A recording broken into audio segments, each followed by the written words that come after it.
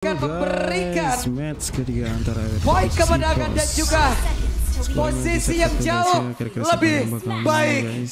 Jadi sekali lagi derby klasik, mana suaranya?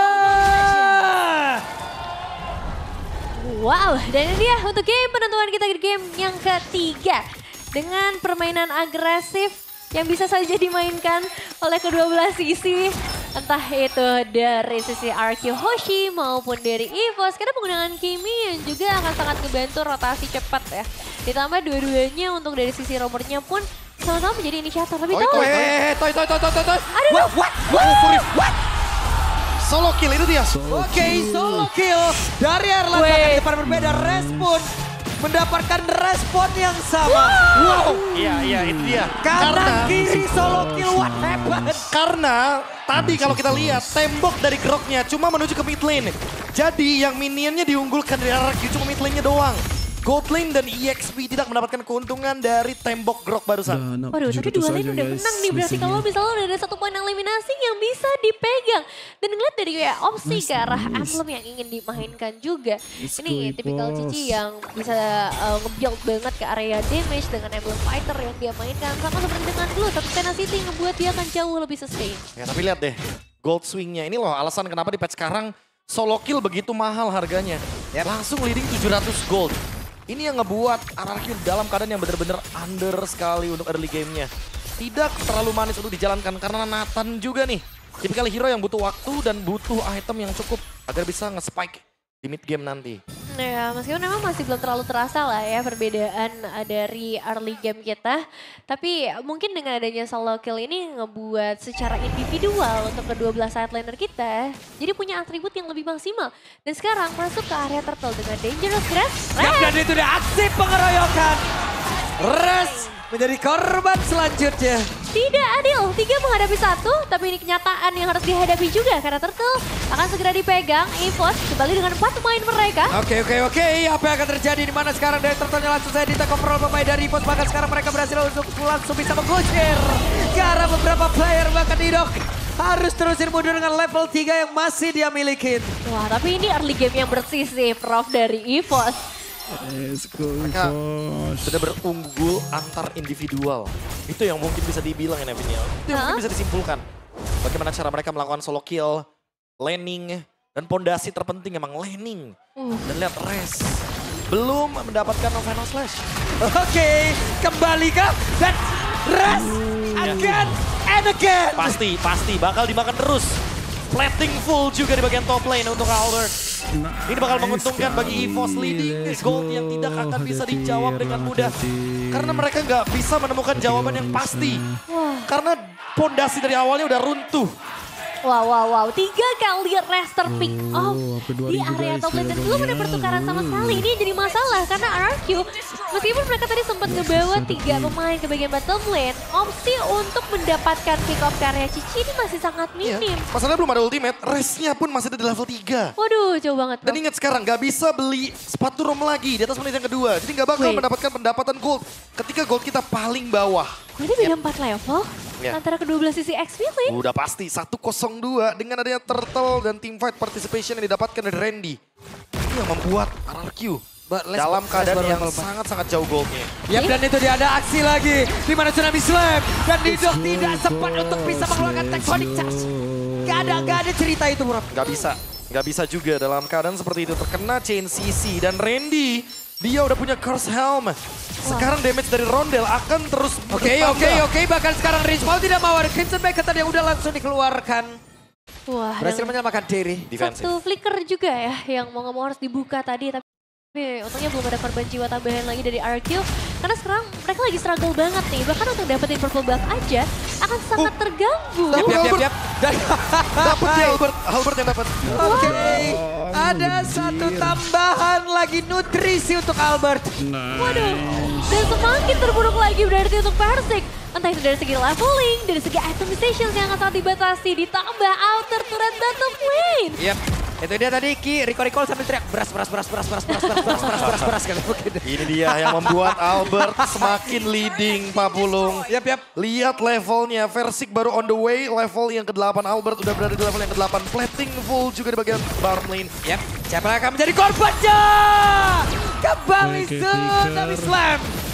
Dikeluarkan. Men-trigger kembali lagi satu buah spell yang sangat mahal bagi seorang Grok. Karena itu senjata dia untuk bisa ngebuka inisiasi dengan Tectonic Charge-nya. Tapi tidak akan ada untuk 2 menit ke depan. Buset deh.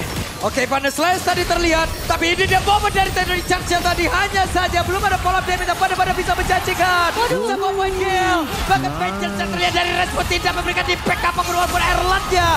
Berhasil langsung di-dodge, berhasil langsung dilejapkan. Tapi coba lihat depan yang berbeda. Range yang masih berusaha untuk bisa menyamakan diri satu terakhirnya.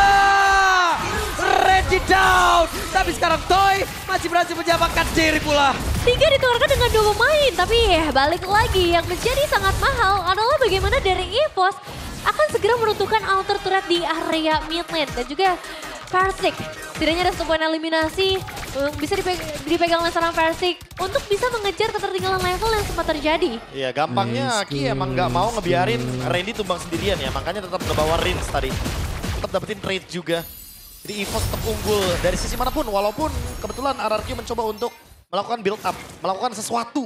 Karena dari tadi mereka yang dalam keadaan undernya loh, mereka tertekan terus, mereka behind dari segi gold. Sekarang EVOS dengan setup menuju ke area turtle, harusnya mereka lebih sadar. Mereka yang lebih bisa menguasai map. Dan Randy, wah ini sih dia dari tadi yang benar-benar jadi acuan agar Ki lebih mudah melakukan Tsunami Slam. Iya, dan aku sebenarnya suka sih dengan satu inisiasi yang tetap dibuka ya sama RRQ. Karena akhirnya mereka juga bisa dapetin trade, setidaknya poin eliminasi dipegang. Supaya ada tabungan pecah ya. Daripada kena pressure terus-menerus dan mereka nggak ngapa-ngapain. Tapi kalau untuk Turtle mungkin memang udah nggak bisa terlalu banyak lagi dilakukan. Ini beda sih kalau Turtle ya. Karena dari awal kita udah bilang, kalah laning itu jadi fondasi. Oh, ada kita. Itu dia ada 1 orang lagi, tapi ternyata untuk sekarang Versiknya masih berhasil menyamakan diri. Tapi tidak, dengan pergerakan di bahkan Rince pun menjadi korban mendadak. Ada 3 player dari RRQC. Hanya menjadi notifikasi, Prof. Hilang semuanya. Hanya untuk membuka ruang bagi Toy. Dan out of nowhere, sebuah pertanyaan, kenapa bisa Versik yang kena? Yap. Saat dia membuka Quad Shadow ternyata. 3 hilang, 1 cedera parah. Namun untuk sekarang, coba lihat. Mereka berusaha untuk bisa kembali keluar dari zona yang begitu menyakitkan. Ini TKP yang menyeramkan ya, karena siapapun yang keluar akan bisa dimakan dengan Tsunami Slam di tangan Ki. Bahkan nggak melakukan hiding lagi ya. Ini belak-belakan banget loh dari EVOS untuk ngebuka setiap inisiasi. Pokoknya ada yang lewat, ya udah mereka ambil. Itu percobaan ya namanya. Iya. Cobaan yang emang dari tadi dilakukan sama EVOS berkali-kali. Ki-nya juga nggak ragu karena ini adalah dangerous grass.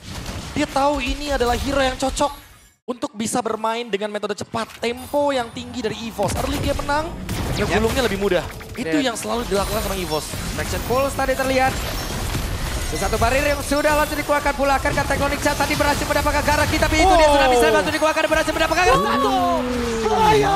Dan itu adalah Versik. What? Call the ambulance but not for me. Untuk Versik ternyata Ki-nya selamat. Dia tahu dia bakal dikejar, dia tahu bakal disamperin dan ternyata dia spam Tsunami Slam-nya. Dia menanti Prof kehadiran dari 1 orang yang memang mau datang ke tempatnya. Oke, Idok mau tidak mau harus menerima begitu banyak damage yang bisa dihasilkan oleh Rodal. Sementara Entropy harus tetap di-spam terus-terusan. Itu POV-nya Ki, strike. Dapat ikan besar ternyata. Mahal banget sih. Mahal banget untuk dapat langsung karya jungler. Apalagi Versik ya. Yang jadi satu masalah terbesar mungkin buat sekarang. Karena dari Toy juga masih belum powerful dengan item-item yang masih sangat terbatas. Itu strike-nya parah loh. Kraken juga parah itu. Nah ini kita kalau ngeliat dari dominasinya seperti ini ya. Apalagi dengan menuju ke 7.000 gold. Ini possible 10.000 gold. By the way Nevin. Yap, ditungguin dulu juga biar minionnya muncul terlebih dahulu. 943 Lord akan muncul. Ya, waktu yang sangat tepat untuk EVOS. Kalau misalnya mereka ingin ngebuka inisiasi lagi. Tapi untuk RRQ, ini waktu yang sangat buruk. Oke, dan Tsunami Slam kembali. Ada flicker berhasil dikeluarkan nih Dok. Lagi ya, dipaksa defensif. Jadi Tectonic Charge ofensifnya nggak bakal bisa terjadi kecuali EVOS-nya yang blunder. nunggu ke arah blunder ya. Satu posisi yang sangat tidak mengenakan memang buat RRQ. Tapi ya ini mungkin penyesalan aja karena early game tadi yang bisa dipegang sama EVOS dengan sangat jauh efeknya seperti ini. 7.000 keunggulan dan loot yang sedang berjalan dari area mid lane. Ini akan dibawakan oleh EVOS dari sisi frontline, dari sisi inisiator mereka sangat ready. Apalagi dari output damage yang bisa mereka pegang. Karena ada 3 damage dealer nih berarti. Yang ini dia tidak strike berhasil mendapatkan karena satu play dan itu dia. Tsunami Slam langsung dikeluarkan bahkan Nidok campur dan harus meregang nyawa secara cepat. Namun untuk sekarang apa yang akan langsung mereka lakukan di mana Recep pun menjadi korban tambahan. Bahkan sekarang poinnya satu orang yang bisa mengantarkan satu damage per second saat tinggi.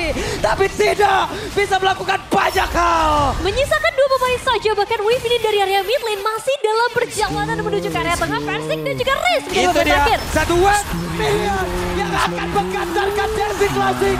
Leg yang kedua milik EVOS. Jatuh ke tangan EVOS. 2 berbanding 1 poin. Game pertama yang memang bisa dipegang oleh RRQ, tapi game kedua dan game yang ketiga Sang Macan Putih membuktikan power mereka sebenarnya. Game cepat, dominasi bahkan di tangan EVOS. Balas dendam yang terbalaskan dengan sangat masif. EVOS tidak hanya menang, mereka menghancurkan RRQ dari semua lini. Solo kill di gold lane dan di EXP membuat EVOS mendapatkan poin ke-6 mereka dan makin mendekati babak playoff. Sementara sorry to say untuk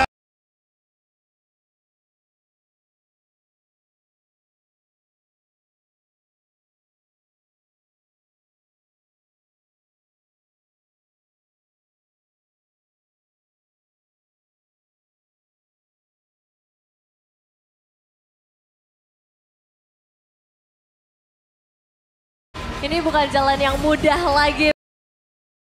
Dan Tsunami Slam kembali. Ada flicker berhasil dikeluarkan nih dok. lagi ya dipaksa defensif. Jadi tectonic charge ofensifnya nggak bakal bisa terjadi kecuali EVOS-nya yang blunder. Nunggu ke arah blunder ya. Satu posisi yang sangat tidak mengenakan memang buat RRQ. Tapi ya ini mungkin penyesalan aja karena early game tadi yang bisa dipegang sama EVOS dengan sangat jauh efeknya seperti ini. 7.000 keunggulan dan loot yang sedang berjalan dari area mid lane. Ini akan dibawakan oleh EVOS dari sisi frontline, dari sisi inisiator mereka sangat ready. Apalagi dari output damage yang bisa mereka pegang. Karena ada 3 damage dealer nih berarti. Yang ini dia tidak strike berhasil mendapatkan karena satu play dan itu dia. Tsunami Slam langsung dikeluarkan bahkan Nidok campur dan harus meregang nyawa secara cepat. Namun untuk sekarang apa yang akan langsung mereka lakukan di mana Recep pun menjadi korban tambahan. Bahkan sekarang poinnya satu orang yang bisa mengantarkan satu damage per second saat tinggi. Tapi tidak bisa melakukan banyak hal. Menyisakan 2 pemain saja bahkan Wave ini dari area mid lane masih dalam perjalanan menuju ke area tengah. Persik dan juga Riz. Itu dia satu wave minion yang akan menggantarkan Derby Classic. Leg yang kedua milik EVOS. Jatuh ke tangan EVOS. 2 berbanding 1 poin. Game pertama yang memang bisa dipegang oleh RRQ, tapi game kedua dan game yang ketiga Sang Macan Putih membuktikan power mereka sebenarnya. Game cepat, dominasi bahkan di tangan EVOS. Balas dendam yang terbalaskan dengan sangat masif. EVOS tidak hanya menang, mereka menghancurkan RRQ dari semua lini. Solo kill di gold lane dan di EXP membuat EVOS mendapatkan poin ke-6 mereka dan makin mendekati babak playoff. Sementara sorry to say untuk RRQ mereka masih stuck di 4 poin sampai dengan week yang ke-7 kali ini. Ya, mereka harus menambah sepertinya ya masa kontrakannya. Iya, di zona merah masalahnya. Di zona merah. Kontrakan Mereka yang harus tidak merelakan kastilnya diacak terus-terusan. Mereka harus merelakan satu tahta yang mungkin selama ini mereka kejar. Tapi belum juga mereka dapatkan loh. Itu dia. EVOS fans bisa tidur nyenyak malam minggu ini. Tapi untuk Kingdom, pegangan Kingdom. Ini bukan jalan yang mudah lagi berarti untuk Kingdom maupun untuk RRQ. Tapi untuk EVOS semakin besar lagi chance mereka untuk ada di posisi yang nyaman di babak playoff. Dan melihat inisiasi yang gak pernah berhenti dari Yankee. Tapi lihat follow up yang juga gak pernah miss sama sekali.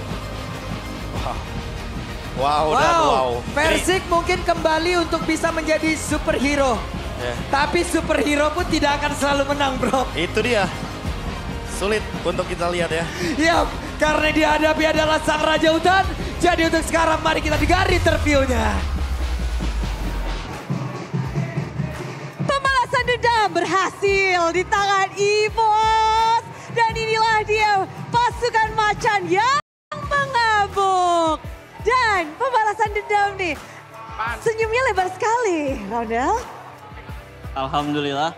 Alhamdulillah. Alhamdulillah. Gimana berhasil balas dendam di leg yang kedua melawan RRQ?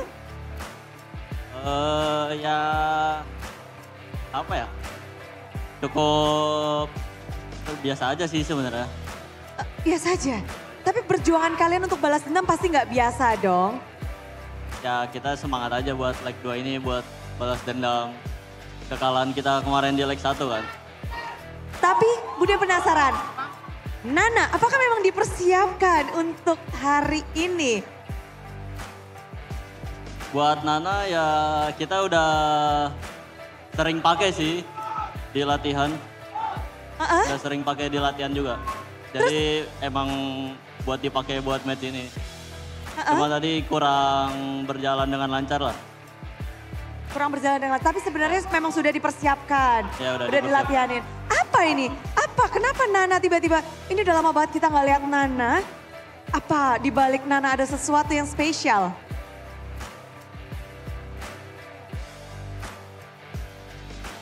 Gimana Nana? Gimana Nana? Ada sesuatu kah tentang Nana? Nggak ada sesuatu sih, kayak hero-nya lucu-lucu aja sih. Oh, gemes ya? Iya karena hero-nya lucu-lucu, terus mau pakai. Mau pakai? Tapi gimana berhadapan langsung dengan Rins di lane untuk Roundel sendiri kali kedua? Apa yang sudah kamu pelajari dari leg yang pertama? Leg pertama 2-0 tapi kali ini kamu membalaskan dendam. Ya apa ya? Ya cukup jago sih Rin. Cukup jago gitu aja komentarnya? Ya udah gitu aja. Gitu aja. Tapi kalau ngebahas tentang hari ini juga dengan kemenangan yang mungkin kita bahas mungkin Erlan lawanmu hari ini Toy dengan hero-hero yang fighter. Tapi Erlan sendiri gimana Erlan? Menghadapi Toy dengan hero-hero seperti hero fighter dari Toy. Sama aja sih Bude kayak main MM biasa, aku kan game 3 juga main fighter kan. Jadi kayak gak ada bedanya. Gak ada bedanya? Ya. Tapi leg 1 dan leg 2 bedanya apa nih untuk Erlan? Leg 1 kita kalah, kita kurang hebat, kita dibantai. Wow, itu leg 1. Leg kedua gimana nih? Kebalikannya. Erlan nih kata-katanya memang ya. Dikasih tahu dong kebalikannya gimana? Kita menang. Kita menang? Udah menang aja. Kan ada 3 tuh. Gak berani. Loh, kenapa Erlan? Tapi kemenangan hari ini puas gak untuk Erlan? Bisa balas dendam? Ya kelas lah. Apa namanya kita masih mesti ngejar playoff juga kan. Iya poin yang berharga lah buat kita. Poin yang berharga, poin playoff karena ngebahas tentang perjuangan juga semua tim sedang berlomba-lomba tinggal 5 slot lagi. Tapi kalau ngebahas tentang perjuangan hari ini Albert juga harus berjuang melawan kawan lama. Dulu pernah bertemu dengan Persik, kali ini Persik muncul di leg yang kedua. Apa pendapatmu tentang Persik hari ini Albert? Debutnya kembali nih setelah berseason-season dia rehat. Kalau soal Persik ya masih baru sih, masih mungkin ya lama rehat ya, jadi kayak butuh diasah lagi sih. Butuh diasah lagi. Tadi kamu memainkan Yi Sun-shin, Persik juga Yi Sun-shin. Apa nih bedanya Yi Sun-shin, Albert dan juga Persik? Gak ada, sama aja. Sama aja? Kan dia menang juga tadi main Yi Sun-shin sekali, aku juga menang, sama aja. Jadi sama-sama. Tapi kalau ngebahas tentang kemenangan hari ini, buat Albert sendiri, spesial nggak? Biasa aja. Udah, oke, biasa aja. Tapi di sini juga perjuangan dari EVOS luar biasa banget. GWS untuk Albert. Bertanding dengan kondisi yang tidak baik, tapi hasil baik sudah didapatkan.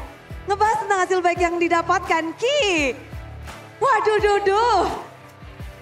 EVOS dan RRQ, Derby Classic. Kita tahu ini adalah laga yang begitu besar untuk Ki sendiri. Ya. Derby Classic buat Ki. Bagaimana di season 16? Sebenarnya mau derby klasik atau lawan siapapun kita anggap musuhnya sama sih. Jadi target kita bukan cuma menang lawan RRQ tapi harus menang lawan semua. Tapi kita tahu ada mindset. Oke, biasanya dari semua manajemen, dari semua keluarga dari EVOS RRQ punya pride sendiri nih antar satu sama lain. Dari Ki sendiri gimana? Gimana Bude? Sorry. Untuk EVOS dan RRQ, ini dua tim yang memang punya sejarah panjang dan punya pride-nya sendiri-sendiri nih kalau melawan satu sama lain. Buat Ki sendiri untuk menjaga pride-nya gimana Ki? Sebenarnya buat menjaga pride-nya lebih ke kita nggak boleh kalah aja sih. Sebenarnya nggak cuma lawan RRQ, kita nggak boleh kalah sama semua tim harusnya. Gak boleh kalah sama Spectre. Tapi kalau dari Ki ini kan lagi berjuang-juangnya juga sih. Dari papan tengah sendiri, dari EVOS, berjuang di minggu 7, 8, 9. Apa ini proyeksinya dari Ki?